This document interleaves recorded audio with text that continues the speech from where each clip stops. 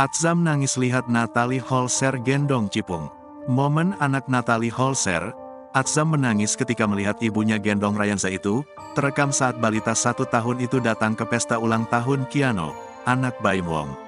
Seolah enggan melihat ibunya gendong Ryanza, anak Natalie Holzer, Atzam langsung menangis. "Boleh nggak, yuk dadah," ucap Natalie sudah menggendong Ryanza, dikutip dari kanal YouTube pribadinya pada Kamis, tanggal 29 Desember tahun 2022. Seakan tak mau digendong orang lain, Atzam mulai merengek sambil berusaha meraih lengan ibunya, Natalie Holzer. Sedangkan Ryanza terlihat anteng digendong mantan istri Sule sembari melihat temannya itu menangis. Ria Ricis yang sedang bersama Natalie Holzer mengatakan adik bungsu Rizky Febian itu cemburu pada adik Rafathar. Pasalnya, Natalie lebih memilih Ryanza dibandingkan dengan dirinya. "Mulai cemburu," ucap Ricis menunjuk Atzam sambil tertawa. "Oh bunda nggak boleh gendong yang lain, bunda," tambahnya lagi. Natalie Holzer yang melihat anaknya merengek itu pun merasa tidak tega.